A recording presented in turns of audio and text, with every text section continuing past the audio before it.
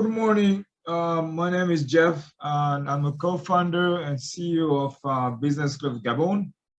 Every Wednesday, we have the chance to introduce CEOs and founders who lead companies to a growth. So today, I'm with David Bauer, the expert, and he's going to introduce you our new guest. So David, back to you, man. Thank you. Thank you very much, Jeff. It's so good to be here. It's a cold winter's day here in sunny South Africa. And today I'd like to talk about what we're going to talk. It's about corporate governance. And so it's David Bauer here from the I Need an Expert, your online marketing platform for local experts in your area. Every week on this day, Wednesday, at this time, we introduce a CEO to you. So today I've got a fantastic guest, and he's going to talk to us about the problems that we experience in corporate governance and how you can implement that into your business so that you can actually ensure that you are operating your business successfully. Today I'd like to introduce Terry Booysen from CGF Business Research Institute. Welcome, Terence, or Terry. What would you like me to call you? The nickname is great. Thanks, Dave. It's Terry. Just Terry's fine. Great. Nice to be with you guys today. Fantastic. Great to be with you, Terry. So, Terry, you're going to be talking about corporate governance. And I think to start off and to let the listeners know what is corporate governance? What is it? Well, Dave, let me maybe just take you back in a bit of time, a bit of a history lesson, and tell you what I thought corporate governance was now nearly 20 years ago. It was really just a whole set of rules, a bunch of laws and policies and regulation, that we had to kind of like understand as, directors of boards and senior management. And quite honestly, all I wanted to do was just to push it aside and say, well, we kind of compliant with all that rules and law stuff. And that's how we govern our organization. The sad thing, of course, is that many CEOs and board of directors still see governance that way. It's nothing more than a mere tick box exercise, like kind of get it out the way. Little do they realize that governance, by its earlier definition, is the system by which we direct and we control.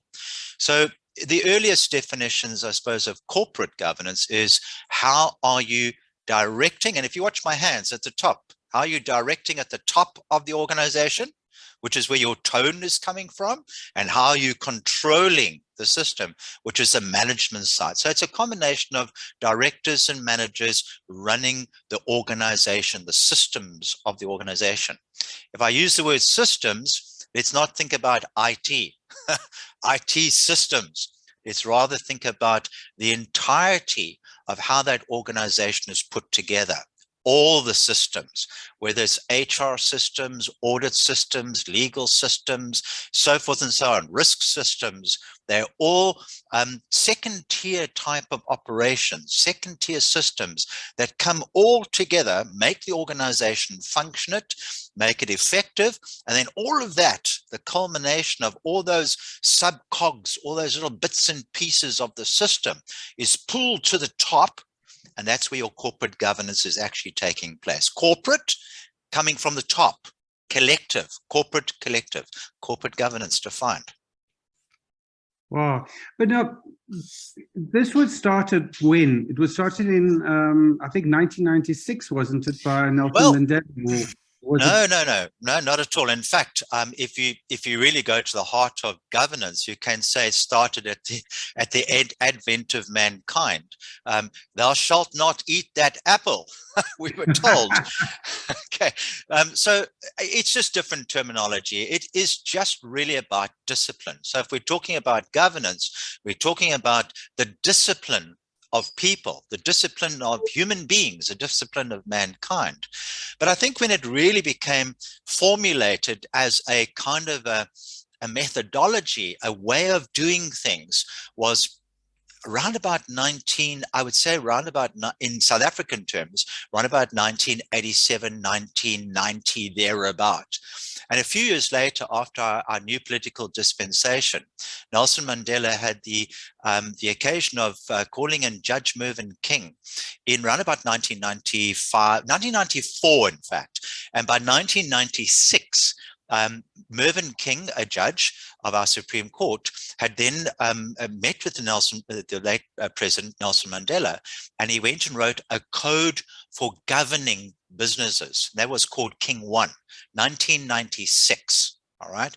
But in truth, there were other governance codes that had already been written in other parts of the world just a few years earlier, maybe 5-10 years earlier.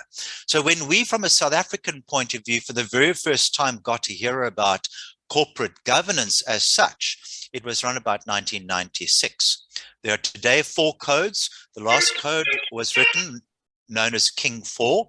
It was written in 2016, is when the draft came out. It was finalized late 2016. And that code is written for all organizations in South Africa of all different sizes, profit, non-profit.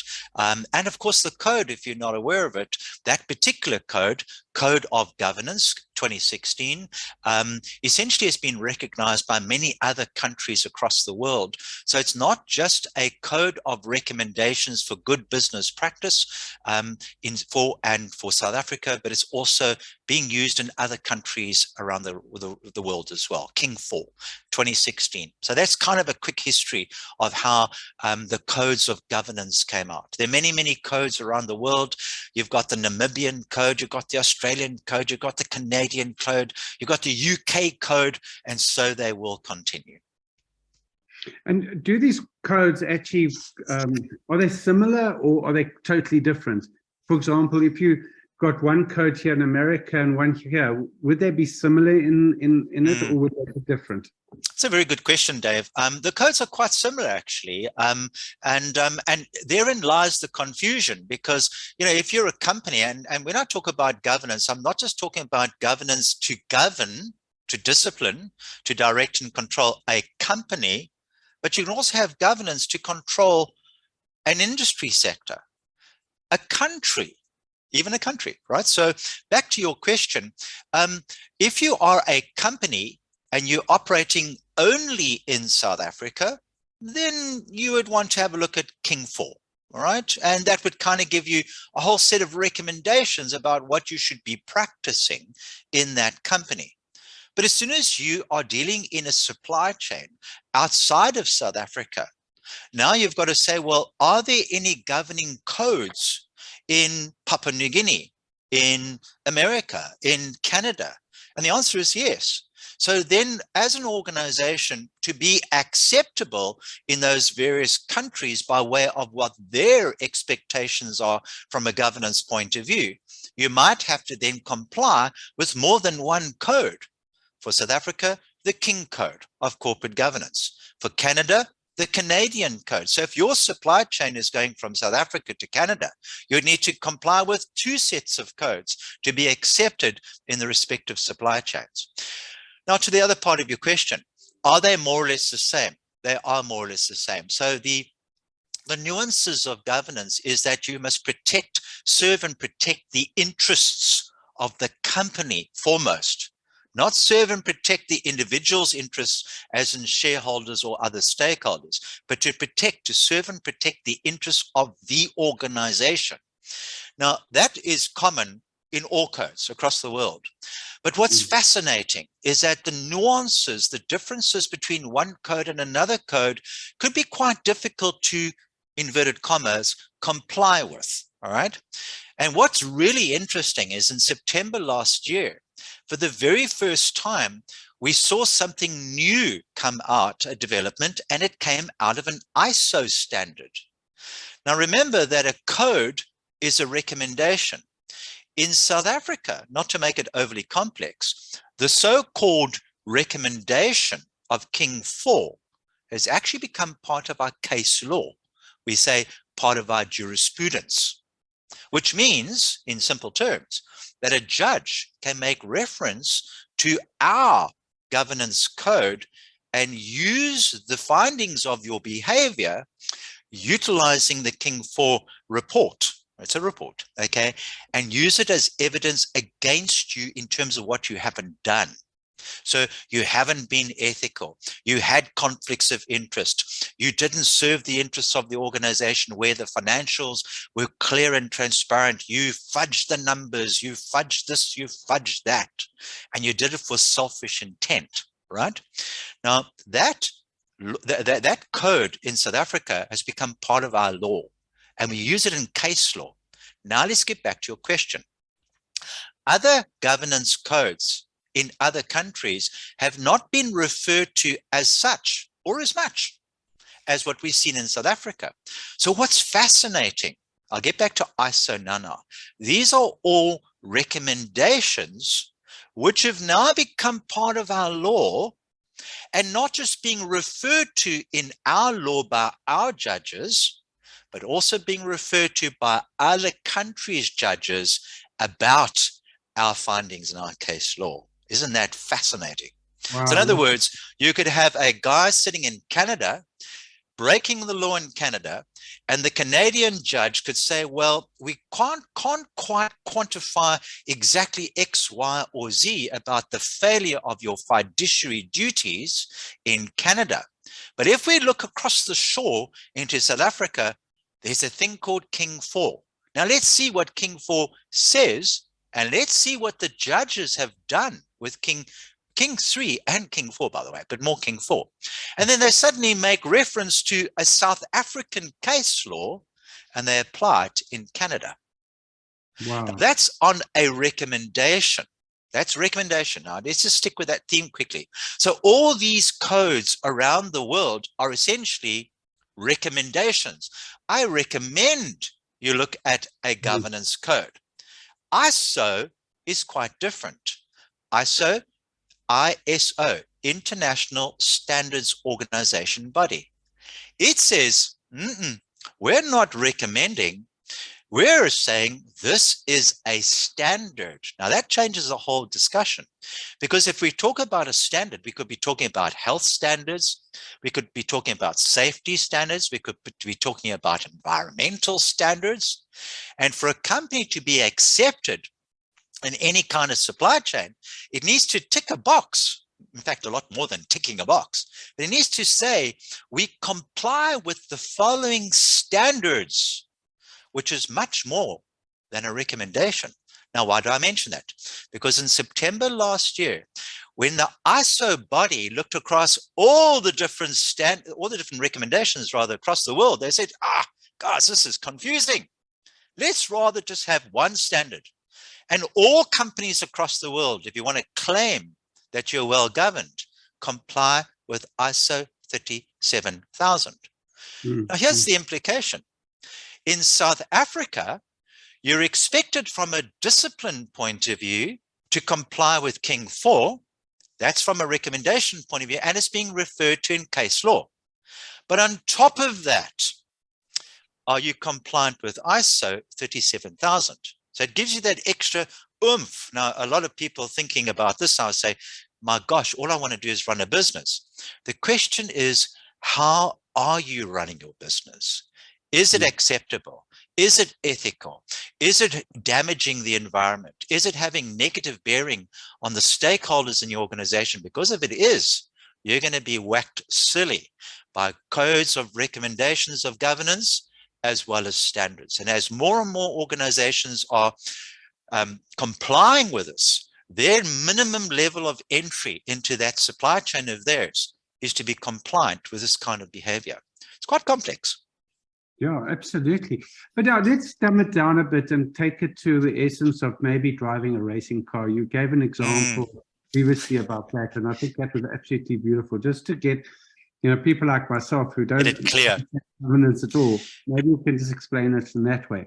Dave, if you're climbing into a racing car on the Kailami racetrack, which I personally like doing myself, by the way, but if you climb into a racing car, you don't climb into the racing car to look good. You put your cologne on and you get your smart leathers on and you sit inside. And the first thing us guys and girls want to do is switch the engine on. So we switch the engine on. Well, whoopee for you. So you're at the starting line.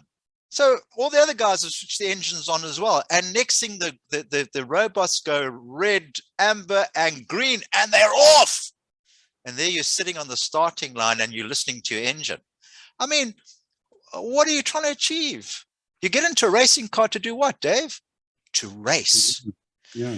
And if you're in that racing car, you better understand that that's a lethal machine. Similarly, for a director, when you accept a position as a director, or even a mechanic, and the mechanic in business terms we will call a prescribed officer, not a director. If you're a prescribed officer or director, understand when you put your bum in the seat of a racing car, you mean business. And you don't sit there to look good, you hope to win. Now let's come to the analogy. And when that green light goes on, it's foot down, fast. You understand the gears. You don't have to look where the gear stick is, and you don't have to look for the controls. It's intuitive, and you're all racing for that first corner. The first guy into that corner is probably going to be the guy who wins the race. All right, that's kind of how we see it. Lewis Hamilton, all these guys. You don't race that car with your foot on the brake. And that's the point. As a director, you're racing in the business environment to understand the risks that you will be taking in order to be profitable. If you're not understanding the difference between risk and sustainability, you will never win the race, never. And all the good racing car drivers, I don't think I'm one of them, by the way. I race like in the C in the D-class league. But the fact of the matter is that we all want to win that race. You never know what's going to happen in front of you. It could be a massive wipeout. And even in my C D-class league, I could still win. But I'm in it to win it. And with that racing car, I have not got my foot on the brake. Even when I go into that corner, I go in with proper angles, proper lines. There are no rearview mirrors on my motorbike. I do my motorbike. We take the mirrors off. It's intuitive. You listen and you feel and you hold your line. So what's the point of the story? You can't expect to win a race if you've got your foot on the brake. Let's put that in business terms. You can't expect to be sustainable and to be profitable if you keep on saying everything is a risk and you're not prepared to take the risks. Absolutely, absolutely. Let's just quickly go back to, obviously, who is responsible, who, from a point of view of governance, right? So now you've got the board of directors who are basically getting into that racing car, and they've got to basically, they're not going to sit there, they've got to actually know what to do, they've got to be confident in what they've got to do. They can't be scared, because if they're scared, then don't be there. And now, obviously, they're going to be driving this whole process forward. Now, are they responsible for the actions, or are the executive of the business responsible? Wow, Dave, that's an excellent question. And for all of you out there, these are all coming straight off Dave's own bat. I didn't cue him on any of those questions. Dave, the first thing I'd like to say is we need to understand the difference between accountability and responsibility. They're different. The board is ultimately accountable for everything that happens in the business. We can bring it back to the analogy of a racing car if you want to, but I think we're past that now. So the board is ultimately accountable. What this means is anything that goes wrong, and I mean anything that goes wrong in the organization, I go to the chairman of the board and I ask the chairman what happened. Now let's just stop with accountability. When we talk about accountability, there is direct liability attached to being that director in the board, right? The board is severally, in other words, individually and collectively, jointly accountable. So when you hear the board turning around and saying, well, let's look to the CEO. Yes, that's true. You do look to the CEO, but understand that the CEO, as the executive, is responsible. Now let's go back to the board. The board can delegate responsibility. The board cannot abdicate its accountability. That's really important. So to understand it a little bit differently, the importance of this unity between the board, the executive, and the non-executive. Remember, you've got two types of directors. There are many more, but I'm just going to keep it simple. The board is comprised of executive and non-executive directors. The non-executives are also known as the outside directors. In other words, they're not full-time employees of the board. So there has to be a complete unity, a collegiality almost between the executive and the non-executive. But at the same time, the collective board need to be connected to the executive of the organization, the C community, in other words, the CEO, the CFO, the CMO, TO, PO, IO. They're all different types of Cs. And all that C community are the full-time employees, the executive of the organization. Now, those two parties, those two communities need to be joined. And if the board collectively don't know what the executive of the organization is doing, now let's not confuse this with getting involved in the operations. If they don't know what the executive are doing, your organization is already in some form of dysfunctionate behavior. And similarly, if the CEO is only an invitee to the board by the occasion or request of the board from time to time, that might sound terribly bizarre, but it happens more than you care to imagine. In other words, the CEO is not a full-time member of the board. How can that work? Because when there are sensitive discussions taking place in that environment, the CEO is recused from the meeting, not because the CEO is conflicted. They just don't want the CEO to listen to what they're talking about.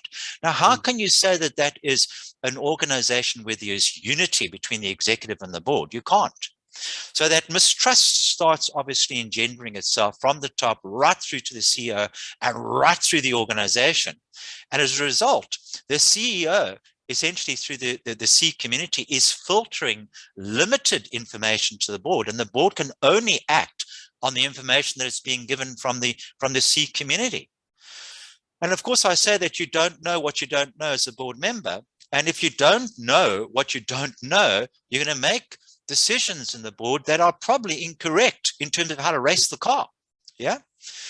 So it's complex. And unfortunately, the sad state of affairs in most organizations that have either governance failures or complete collapses is because there's a disconnect between the board, the information being given to the board, and the executive, the C-suite community. Complete disconnect, dysfunctionate. So now, if you've got this board, right, and you've got your C community as you talk about, now, obviously, how are the governance? Are there rules that have to be applied, or what are these governance things? That is it a system? What is it? What are these? Dave, again, a great question, because we can temporarily ignore all these codes, all these ISO. You can ignore all of them just temporarily. You're not allowed to. Okay, just park it for a second. Let's just look to what we call your fiduciary duties. Now, where does the word fiduciary come from? In most simple terms, fiduciary means you are in a position of trust. In other words, you're a trustee, right? Now, the common law across all jurisdictions says you need to act with integrity. You need to be transparent. You need to be honest. You need to be ethical. You need to serve the organization. The organization itself is a jurisdictional body. What does that mean in simple terms? It means that it has a life of its own. So if you go to the natural person, you and me and the audience there, we're all natural people, right? We can sustain ourselves. But a company itself, as a jurisdictional body, it cannot sustain itself because it hasn't got life. You and I, as directors, we breathe life into the organization. We are responsible for keeping the organization alive. It's like a baby. You've got to protect, you've got to serve, you've got to look after the baby. The company is the baby. And each one of the directors, as well as the prescribed officers, we'll come to that now, they each play a role to protecting the baby, to protecting the jurisdictional body. Every one of us. I might be the ears, you might be the eyes, another person will be the hands, other people will be doing the running around with the feet. Together, we actually look after that organization, right? So that's the concept. So common law essentially says, I must act ethically. I must not bring this company into disrepute. I must make sure that the information that I'm presenting to the stakeholders is clear, is honest, is transparent, so that you, the people outside the organization who put your money, your time, and your investment to the company, that is being protected. You want to know, what am I doing with the company? All right, common law.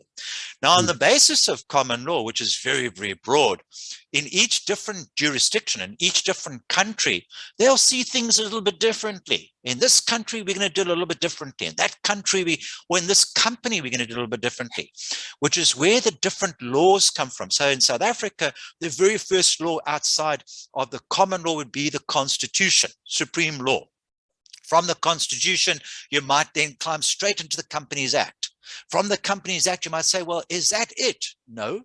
There run about 3,500 pieces of legislation just in South Africa that would have different implications to what you're doing in that organization.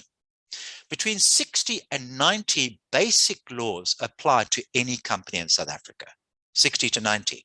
Now, how do you make sense of those 60 to 90 laws? You've got to build it into the way in which the company functions. And that's where your governance framework comes from. Okay. So it is complex. And most people listening to a discussion like this will say, geez, like, no, this is not for me. Or rather, let's go and get somebody legal. And yes, that would probably be a good idea.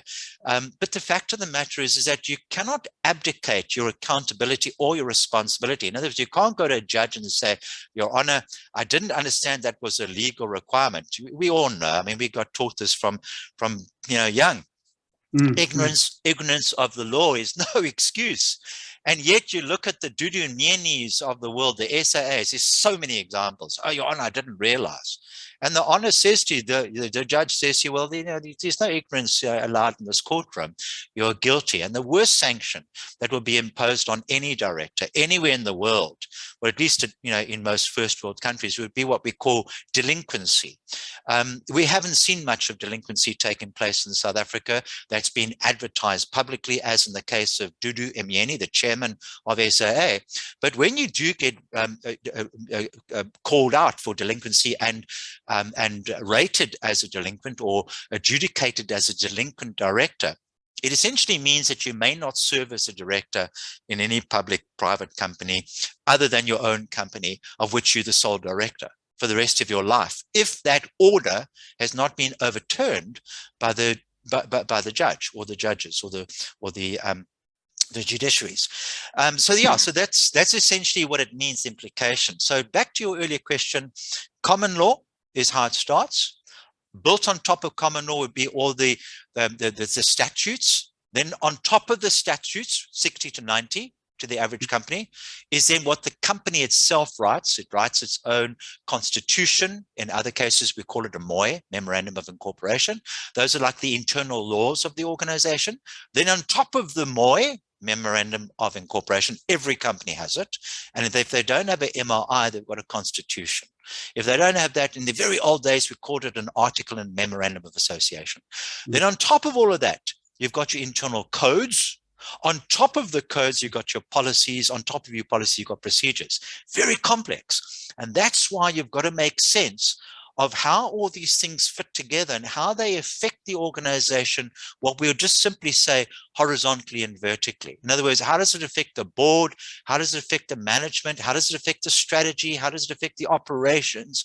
And a point perhaps on this is that we've got to be very careful not to overgovern the organization. So it's like me saying to you, we've got to work strictly within all these thousands of laws. You say, but Chair, I can't even run a business like that, which is where the risk comes in, is that if you know that you're not quite complying with all these prescripts, if you get caught out, what's the penalty? If you don't do something, what's the consequence? Can you afford to ignore certain things for now and address them a little bit later? And that's a decision that can only be taken by the board, not by the CEO. So it's deeply complex. And I, for one, having spent now 20 years full-time in this industry, I'm all for saying I'm climbing into a racing car. And yes, I'm experienced, and yes, I'm professional, and yes, I understand how to drive that car. And yes, I know what the risks are for all shooting for the same corner. But if I'm really experienced, I'll know when to slow down, not necessarily to brake hard. And that's why running a business in today's times, as litigious as what this environment is so incredibly important, that the entire team racing that car, there's one driver in the car, but it's not the driver alone that wins the race. It's the entire backyard mechanic.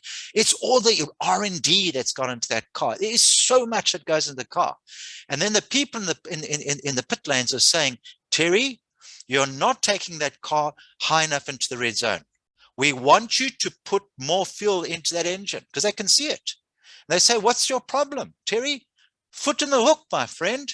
The car has been designed to go faster. What's the problem? Is there something wrong with you? All the diagnostics in the car are completely understood by the people in the mechanic yard. Every single person has a function. And they will see as a driver if I'm scared. They will see it. Similarly, when you look at the company's governance framework, you will see if the company is scared. You will see if the company is running itself optimally, efficiently, effectively. You will see it. You will also see it when it's doing well. And that's where this becomes an absolutely critical discussion. You don't need to be compliant with everything. I'll just say compliant, and I'll just say everything. But if you're smart about how you've tweaked your engine and how you've pulled that whole team together, you can still win the race. What am I saying? There are things in your organization that might not be entirely compliant. That does not mean to say that you're going to get into trouble. It also doesn't mean to say you're going to get fined. It also doesn't mean to say you're going to go to jail.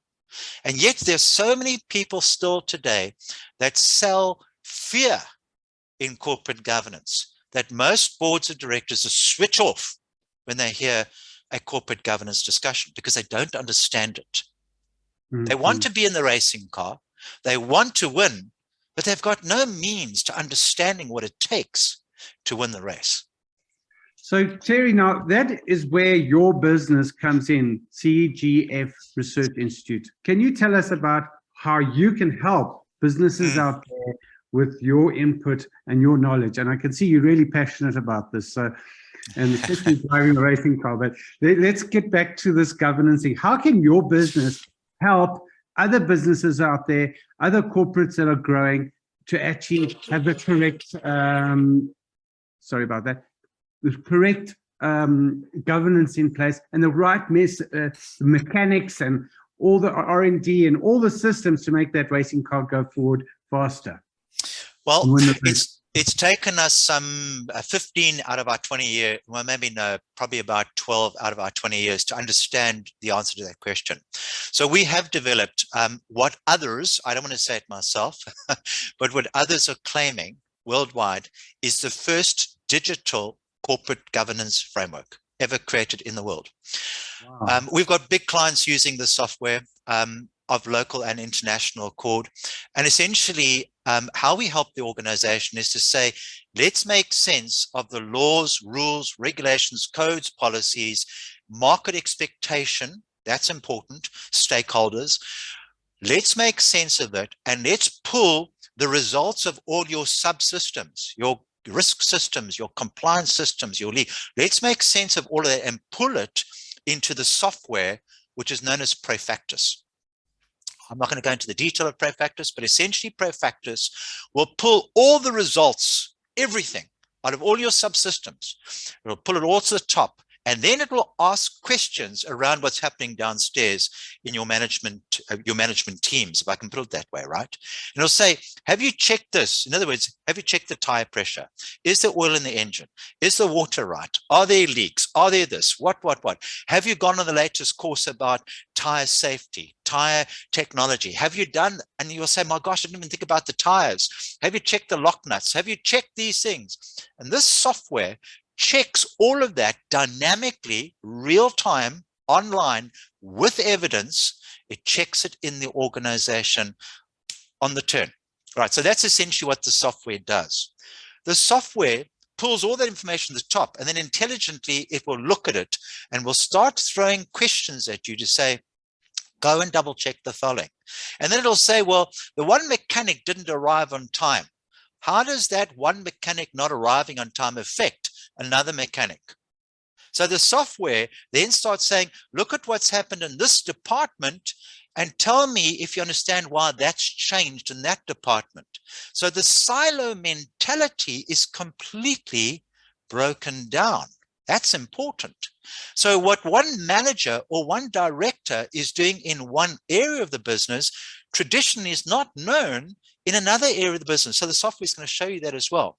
Then it will produce, let's call it a heat map of the entire company. Every single department of the company is then shown to you in a heat map, red, amber, and green. So as a CEO, every morning I can look at my smart device and I can just say, my gosh, cloud-based, by the way, I can say, my gosh, I wonder what happened last night, because yesterday afternoon when I went to go play golf, when I left the office, everything seemed fine. And suddenly I'm seeing a heat map, a little red throb is blipping downstairs in the group wellness department in HR. What is going on? And I pick up the phone and I say to the head of HR, or HR director, I see something's happened down there last night. What happened? And they said, well, don't worry, I'll just press the button. The CEO can press a button and actually see what happened in HR last night across the entire organization. So this transparency comes through that when a company deploys a governance framework of this nature, and it's completely scalable, of course, the board collectively, as well as management collectively, and all the key players in the organization can see at a heartbeat what's going on and fix what needs to be fixed. I'll come to that point now, and then look at what's doing well. Now, what's important about this point is the following. Sometimes if I go out and I scratch my hand and there's a little scratch and a little bit of blood, I'm not going to run to the hospital and ask for an operation. But if I can see there's a little bit of blood, I can say, no problem, wipe it off with the Kleenex tissue. So in other words, what am I saying? You will know exactly where to deploy your resources rather than panicking and saying, oh, we need 100 people in that department to fix whatever needs to be fixed. Because all that's happened is in an uninformed state. The CEO has panicked without a governance framework, that is. They have panicked. He's run off to the board and says, we are in trouble. We need 100 million rand. We need 20 people. On what basis do you say that? Is it because of the fact that you've panicked? Because you didn't have control over the organization? And that 99% of the times is what's actually going on. Compliance department. Go and have a look at most organizations in the compliance department. There are teams and teams of people sitting inside there. They're lawyers. They are really expensive people to have. And actually, you might be needing more of those kind of people, maybe in the strategy department, in the operationals department, not in the legal department. So how we help organizations in a nutshell is to understand every single aspect of your business from a governance, risk, and a compliance point of view, which we call GRC, to understand it, to see where you're doing well, and also to see where you're not doing well, and for you to decide what to fix, why, and when. And of course, where. It's your choice. And that's where we get to the board. The board sets the tone of governance. The board sets its appetite and its tolerance for risk. The racing car driver is the guy who ultimately races the car and decides, will I go for it? Yes or no? All right. And that's essentially what we do. Wow. Complete clarity. So when you understand that you can take that engine into the red rev zone, and you can keep it there for I don't know, 10 minutes and it won't break. Why wouldn't you be doing that in your engine? So you're optimizing the effectiveness and the efficiency, but you're also running in the red zone. In other words, you know that if you go just 1 second past a particular area, something will break. So what does it mean? Back off a little bit. A law is coming through, POPI. Well, let's make POPI look like a walk on the park. POPI, protection of personal information. Oh, that's a breeze, man, compared to GDPR, General Data Protection Regulation. 20, 30 million euros per incident fine. Now, if you want to go and leave your red zone in red and you want to take a chance on GDPR, you're going to pay massive fines. But if you can make that rev counter just sit just below and not break a law on GDPR, that's exactly what I'm going to do if I'm going to optimize my business and push the envelope. So you're hearing a governance guy today, so-called expert, 20 years maybe I am one of those now, saying to you, I understand the law, it's there, but I also want to understand how far I can push without being unethical. But how far can I push this without breaking the law? That is a good CEO. That's a good board of directors. Remember I said it must remain ethical. I'm not saying break it, but I'm saying the law is there for a particular reason. It wants me to stay within certain boundaries. Now, let's quickly just make this very, very clear. If you look at the MOI, the MOI, a legal document done by all the regulators, legislators, allows you to alter the provisions of the contents of your MOI. What is it saying to you? Push as hard as you can, but don't break the law. Now, if you look at one MOI in one company and another MOI of another company, and we do a lot of MOI writing, you can see somebody who's just sitting in the racing car at the starting line in the way they've written their MOI, and you can see another guy in another racing car right next to the same guy on the same race day, and you can see how his MOI has been perfected to push the revs. And that's exactly how we help organizations understand how to optimize the effectiveness and efficiency of your racing car. Wow, Terence. I mean, one of the things I'd like to understand a little bit about is how do you actually build this governance framework to allow you to actually have this amazing methodology that you've spoken about? David, that has been, I think, the absolute key question for anybody who's interviewed me worldwide. It took us many years just firstly to understand the concept, then to understand the model, then to building a manual framework, governance framework. As you know, we own the copyright and the trademarks of corporate governance framework, right? It's got a big R behind it. A lot of people don't understand what an R means. But the fact of the matter is it's taken us many years to get there. And then in the last 4 or 5 years, we've now been able to digitally build this whole system. So everything is completely digitized. In other words, you press a button, the whole thing works, right?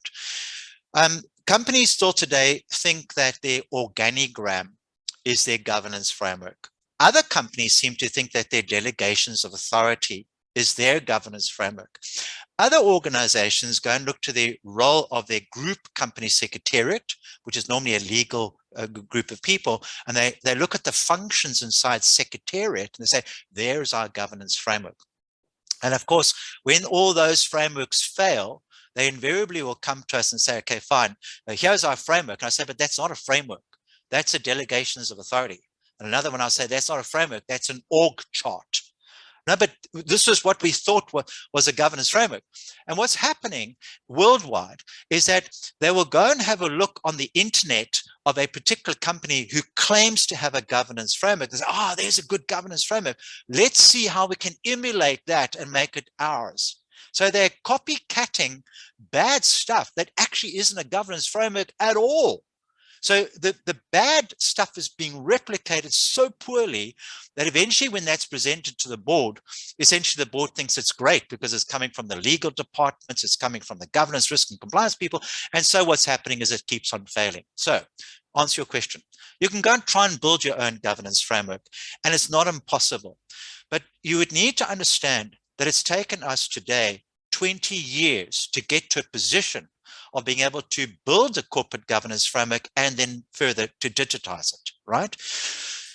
Companies are beginning to understand that a corporate governance framework is about the optimum way of understanding what's going on from the top to the bottom and the flanks right throughout the supply chain, day by day, minute by minute of what's going on in the company from a governance, a risk and a compliance point of view. Now try and build that yourself when you don't have 20 years of experience in that and it's near impossible. I will tell you, PricewaterhouseCoopers, Deloitte, KPMG, EY do not have a digitized corporate governance framework. Neither do SAP, neither do Oracle. Right, so the client can go and build it, or the client can elect to simply buy the software, and we own that software worldwide. The software, I don't want to go into a sales pitch, but the software is inexpensive. It's nowhere near the price of some of the people's names I've just mentioned, and literally 3-4 days later, the client switches the software on. We train the client in that software, and a week or 2 weeks later, the client is actually being able to enjoy the benefits of what the framework is doing for them. They will see lots of red initially in their framework. It's because they now discover what they haven't done in their business, customized for their business. They haven't done it. An example, if you say to me, you've got a sexual harassment policy, my first question to you is, when last was it updated? Oopsie. When was it last updated? Simple question. Or do you even have a sexual harassment policy? Do you have a conflicts of interest policy? And I'm just using a policy. I could use something completely different. What about your work, your workplace safety standards? Does it exist? Of course it exists. How do you know? Because the CEO told us it's there. Have you checked? No. Your role as a board is to ensure oversight happens in the organization, but you haven't applied your mind. So to tell me that you understand all this stuff, you can't possibly understand all these nuances without it being pulled into your corporate governance framework. It's impossible. And to say to me that you get a board pack and you go to a board meeting 4 times, 6 times a year and you understand the nature of the business, no, you don't. You only understand what's being put in front of you. So the King codes will say you have access to all the information of the organization. That was King 3, by the way. No, you don't. Oh, it's in the board pack. Do you know what to ask about the information in the board pack? And is it complete? I'll give you the answer. The answer is no. You don't know what to ask, and you also don't know whether or not the board pack is complete. Makes me think of a case which I know you picked up on.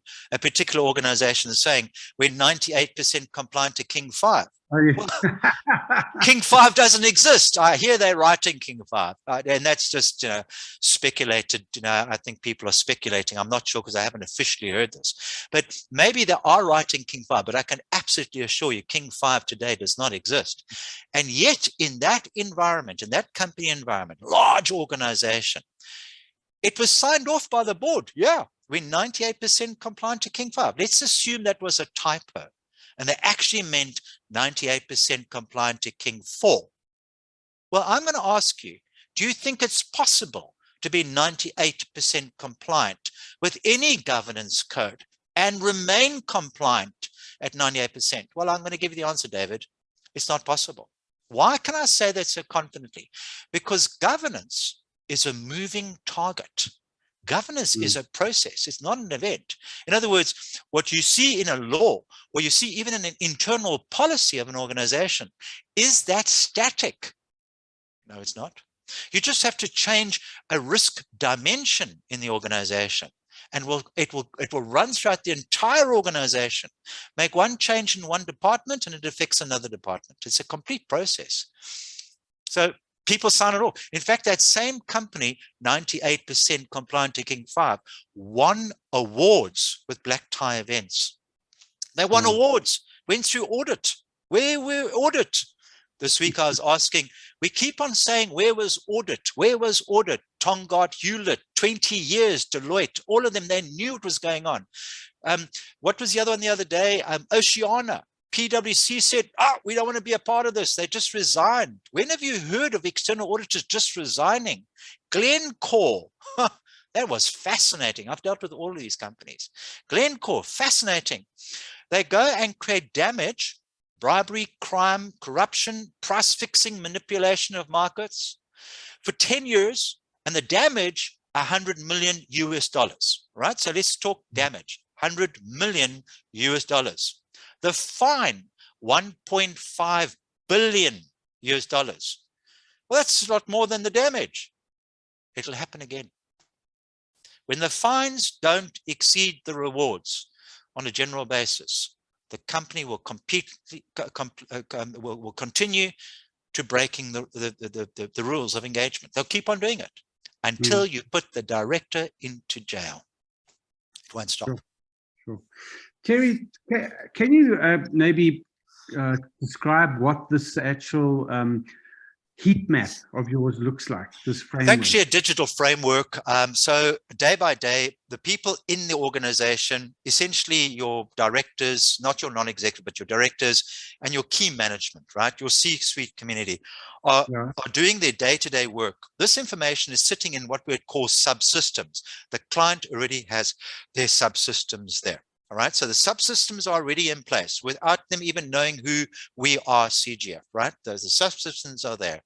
As they're feeding information into their subsystems, that information is being extrapolated into this corporate governance framework that you see now being depicted on your screens. So if you have a look at all these different dimensions, there are actually 38 dimensions on any business. All right, and if you change the board of directors, it's going to have implication to the culture. It'll have implication to integrated reporting. It'll have implication to key policies. The top half of that framework is all the strategic issues of a business.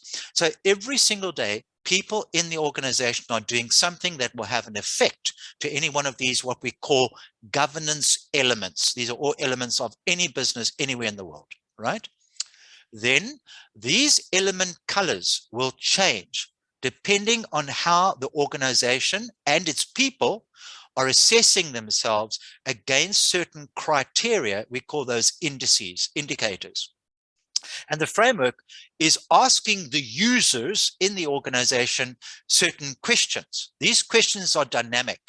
They're general in nature on the one hand, and they're specific on the other hand. So the questions of two types. A generic question, are you compliant with POPI? If so, explain, tell me what you've done, and support that with the evidence that you claim that you're compliant with POPI. So that's the one side.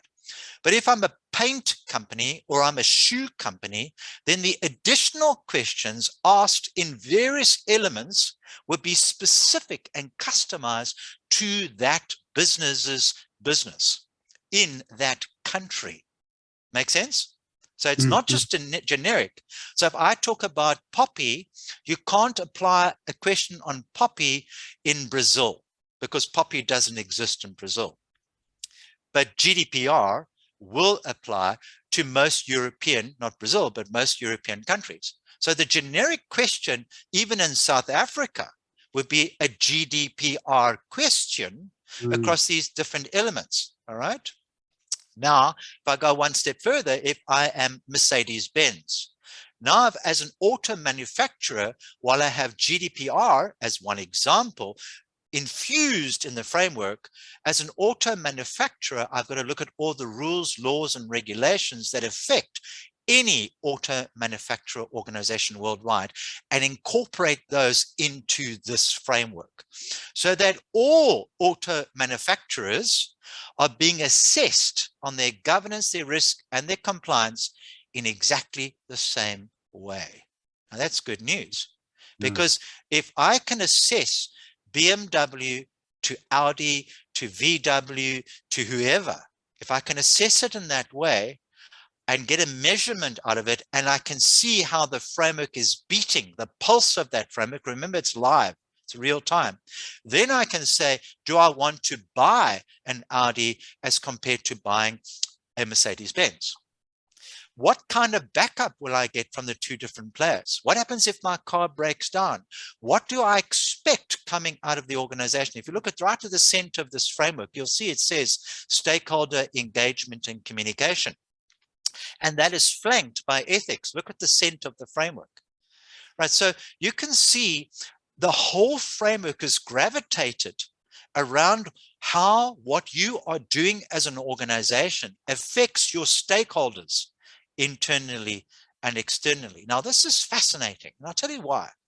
Because the discussion of stakeholder engagement and stakeholder communication has been on our agenda here at CGF for now 20 years. But the discussion in thesis has only really started to take place in 2017, when the first thesis that we are aware of was written by a Dr. Irma Meyer who's become worldwide recognized for her thesis on saying you can't manage a stakeholder. So most people in their governance frameworks might talk about stakeholder management as a key element somewhere in their governance framework. The truth is, you can't manage a stakeholder, but you certainly can engage with those stakeholders in order to understand their stakeholder communications, ethics, and expectations. Now, remember, in this framework, which has stood the test of time, used by many organizations, you can see that the entire reason for existence is because of the stakeholder, not because of the shareholder. That's fundamental. And if you look at different governance frameworks across the world, most of those frameworks, if they are going to stand some kind of test of scrutiny, they're all still talking about working for the benefit of the shareholder. That is fundamentally incorrect. Fundamentally incorrect. All right, those days have gone, long time. So there's a hierarchical order in this corporate governance framework.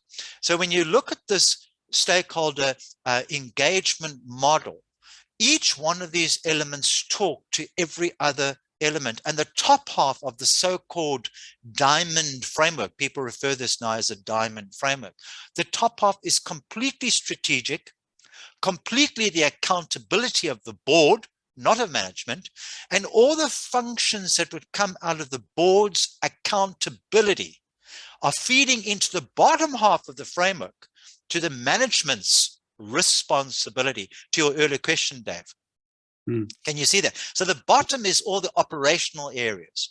And if you look at the center of the framework, you'll see that the top half of the framework and the bottom half of this diamond framework are pulled together by compliance at the top, the governance at the top, risk setting at the top. You can see it on the oblique horizontal. That's the realm of the board. At the bottom half of that area, thanks, Gerrit, you're pointing, you'll see the compliance is the operational of the CEO and the C community, and the risk management, the risk operations, you can see, is all the operational area of the organization. Now you can see that the board and management are working in tandem. They're working in unison. They're working together, but they are separating their functions by saying, if the pawpaw hits the fan, board is accountable. When it happens that the pawpaw hits the fan, I'm going after the CEO and the C community to see exactly what broke. And before it breaks, this framework will tell you, it'll go red. A particular element like reporting, you'll see there's reporting. At the, there, evaluation reporting, there we go. If something is going wrong from a reporting operational point of view, that element, it's called a governance element, will go amber. And tomorrow it might go red. And by the time it's moved from green into amber into red, by the time it's gone into red, the CEO's already seen it at home. He won't wait to get to the office. He will phone the person of that department and say, listen, I see reporting is moving from green. It's now gone into amber. My gosh, it's gone into red. As you touch on these elements in the framework, it'll actually tell you why it's gone from green to amber to red. It'll then give you all the supporting evidence, and it'll tell you what questions are being asked and why that area in the business is moving from green into red. That's what it does. It's like insane. Now, I'm sorry, I'm being quite excitable about this. Imagine if I was now to introduce the concepts of the notion of lines of defense. In other words, how are you protecting the organization? In the old way, we used to protect an organization with 3 lines of defense. It was the systems of controls done by the board and management. It was internal audit line 2 and external audit line 3. Imagine if I said to you now that this corporate governance framework can give you 38 lines of defense. Wow. No way. Without an extra body in the organization and without a stitch of extra work. You'd say, Terry, that's insane. It's like putting 38 lines of defense before your rugby goalpost. There's no way the opposition can just crack it and score or do a drop kick. It's just no way. It will not happen. 38 lines of defense. It's insane. Those triangles, what you're saying is there's 38 of those triangles. Yeah, all interconnected. So as one person does work in the one area of the business, if it's positive, it'll show you the positive implication by scoring. It scores you. It'll show you what I've done downstairs in human capital department. It's going to affect this department, this department, this department. And each one of the scores are all interconnected, and it'll actually show you how you're positively moving up or how you're positively moving down as a result of what somebody did in the system, completely user-based, user-controlled passwords, etc., and it will tell you who affected who by way of what they did in their department across the entire organization. So if your business... Just quickly, sorry, Dave, let me just make a point here. Let's not confuse this with a risk management system. This is not risk management. Risk management, as in software risk management, Cura, Barnell, ERP, that's a secondary system.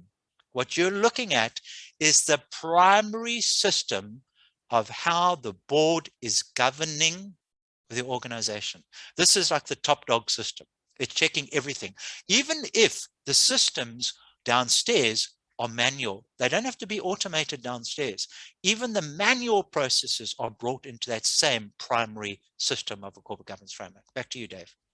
Fantastic, fantastic. So if businesses start implementing this, it means that you can actually measure that the business, not only from the board, but also the stakeholders, yes, shareholders, people who want to maybe invest in the business. They can actually see this and see the heat map and say, okay, this is what's happening currently, and it's actually live. So it could be seen. Well, hold on.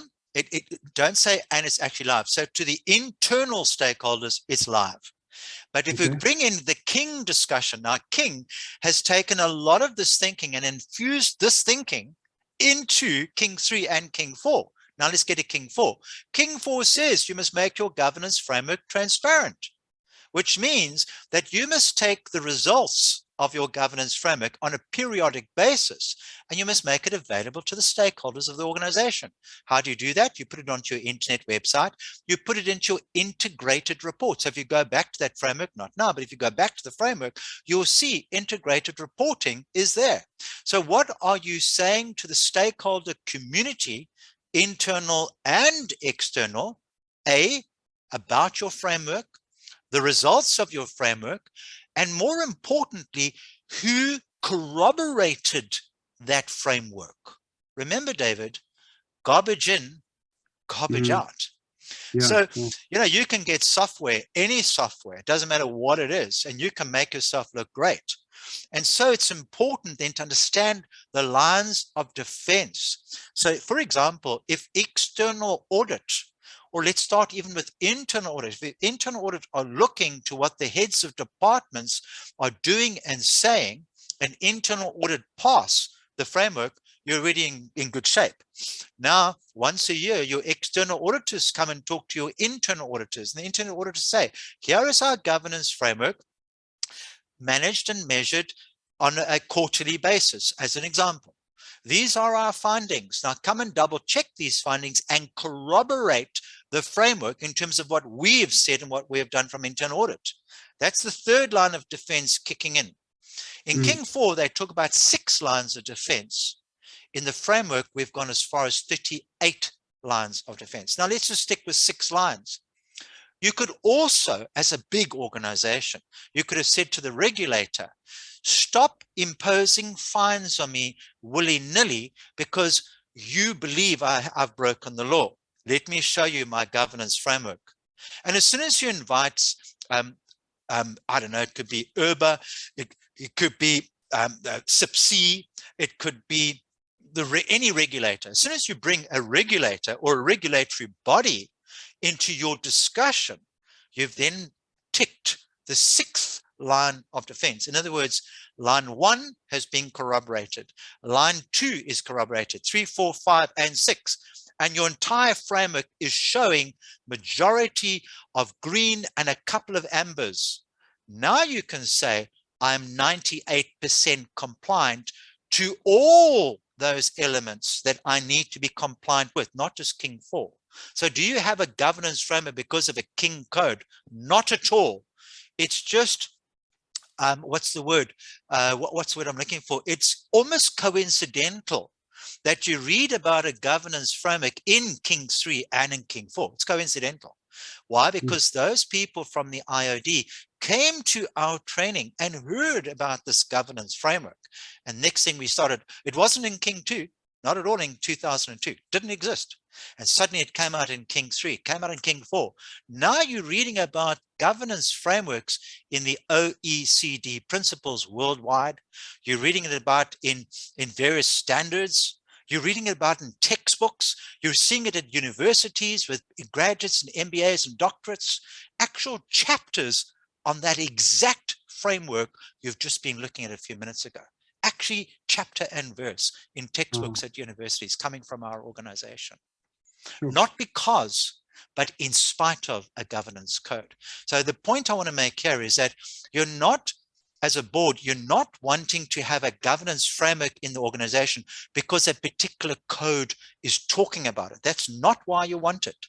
Why you want it, two main reasons. Number one, I want to know what's going on in this organization, strategically and operationally. That's why I want it. Number two, I want to see how we are performing in all these elements of this business. Remember, as a non-executive director, I might be sitting on multiple boards. And what's happening in this company, sure, might also be happening in another company, but I won't know unless the CEO and the C community are being transparent with me with the information through the respective corporate governance frameworks. And lastly, on this point, to expect me to ask questions as a director about things I don't know or don't understand, that is unreasonable. It's unreasonable. So if I'm a non-executive director and I've been appointed to a brand new company, I might know, yes, it's an automobile company, but I won't know about the intricacies of how that business works unless the CEO continuously guides, inducts me, et cetera, as to what kind of questions I might ask after I've become familiar with that business. And that will take a long time. With a governance framework, I can see it on my very first meeting in that company. It's absolutely phenomenal how these changes are taking place. Wow, that is absolutely amazing. And but now what I wanted to ask you, where do you see this whole thing going? Say, let's go 5 years hence. Where do you see this going? 5 years is too long. 4IR, Fourth Industrial Revolution, is changing things so quickly. COVID-19 has changed so much, so quickly. Just think about this. What can you give me the figure quickly? Around about 54% of employees are still working from home today as we speak. The codes that define their practice and their behavior are still the old codes in the same workplace. But yet at home, we've got all the sensitive information lying around. Right. So right now, business is changing so fast that nothing is normal. Nothing is usual. Is business unusual? Right now, as we speak, if you have not got your finger on the pulse of the business, particularly with such uncertainty and volatility, you are already in trouble. To all the businesses that have digitized governance frameworks, doesn't matter where they're working from, they can see exactly what's going on. From a value point of view, the stakeholders need to know that you as the board of directors are on top of your game. And those are the organizations they will invest in. 5 years from now is too far away. It's changing every 12 to 18 months so radically. To conclude on my side, I see Gerard is saying our time's running out. The point is as follows. We started off with this governance framework with only 2 modules. 2 modules. Today, 4 years later, we have got a whopping 52 modules all linked into that governance framework because of the rate of change. 52. That's how quickly it's changing. When my developers come to say, Terry, this is what we're doing, I say, geez, I don't even understand what it is. What is it? Talk to me in baby language. And I say, I can't understand. It's just coming out like you can't believe. And it's coming from our clients. Our clients are saying, Terry, we need a human capital module that will go beyond other competitors' modules. And 6, 7 weeks later, they've got the prototypes working. And it actually is being further developed on the fly in these different modules within the framework. It's just insane what's going on. It's happening so fast. In fact, I can't keep up with it, to be quite honest. People talk to me about corporate governance. They say, well, where do you want to start? 5 years from now, is too far away. Boards of directors are changing already now using the software, where the inept directors are saying, we can't do this any longer because we don't even understand how to switch the framework on. Even though it's simple, they're saying, but we are liable for all these different areas. Yes, you are. No, we prefer to stand out. We've had a good innings. And it's the young, innovative, agile directors who are pushing to win that Ferrari over the front line. I've just given you one of my preferences away, Ferrari. And they're just saying, guys, bring me that tool because I do want to win the race. That's what they're doing. Each race is different, Dave. Each race is fundamentally different. All right. I don't know if we've got more time, but it's been such a pleasure. It's been really great. I've got some questions to ask you. We've been talking to Terry from CGF Research Institute, and he's been talking about governance, and it's such a pleasure to have you, and I can see you're really passionate about it. I see Gerrit's put the Red Bull team. This is it. But let's ask the questions. I've got 3 questions for you. Just checking Clubhouse. No, there are questions there. So the first question comes from Gerrit. Can you add elements to the software that can accommodate your company's specific situation? Okay, excellent question. So we have generic elements built into that framework, but to answer the question, can new elements be built into the framework? And the answer is yes. And when we do, if you look at the shape of the framework, it's exactly why it's been built in a triangular format. Would we put an element in customized for one particular organization? The answer is no.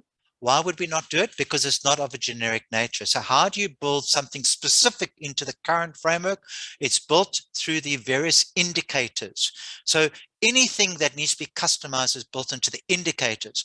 Until such time that a brand new element of business is needed to be built in the framework, we won't do that ordinarily. All right, so the framework and the shape will stay the same. As soon as the aggregate of business says, well, it's common practice to fly to Mars once a week. And Mars once a week is a new business element for all businesses. Bet your bottom dollar, new element goes in, Mars once a week traveling. Okay, so that's the answer to that question.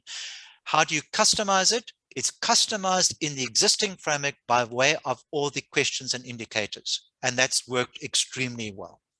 Wow, wow.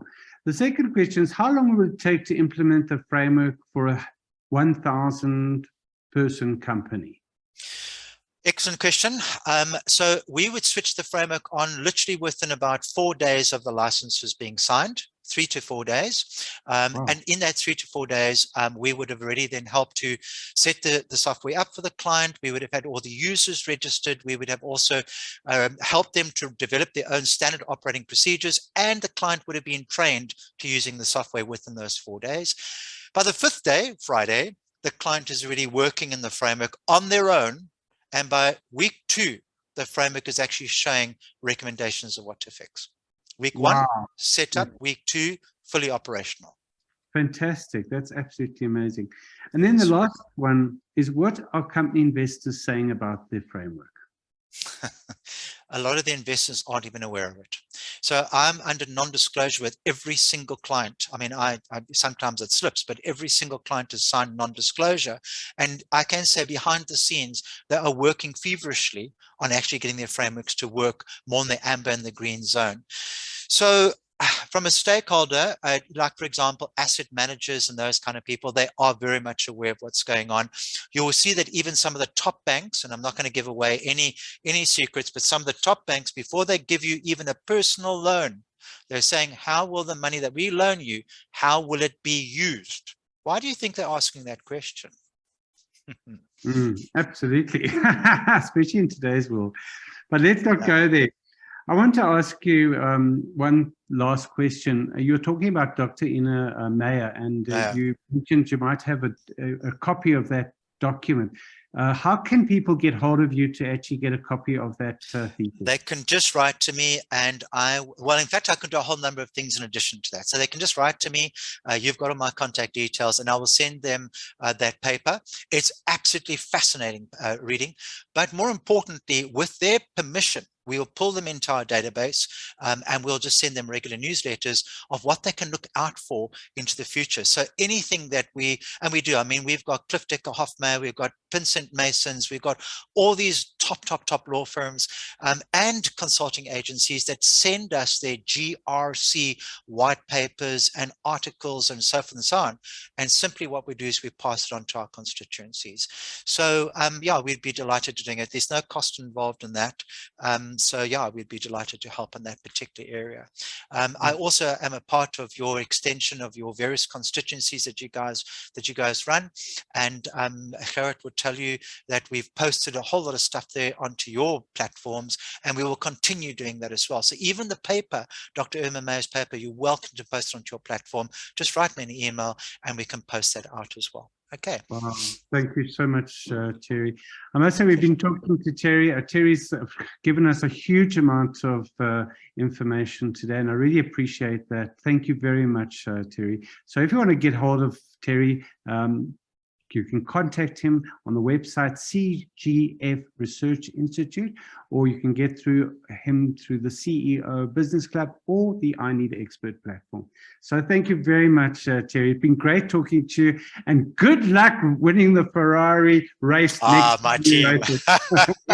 Absolutely. Watch out for us. Well, ladies and gentlemen, thank you very much for your investment this morning. And as always to you guys rock. CEO Business Club, you guys absolutely rock, and it's just been such a pleasure, and I look forward hopefully to more engaged discussions with you if you feel that would be appropriate for your constituencies. So I need to close now. So thank you, Terry, for the wonderful interview with David.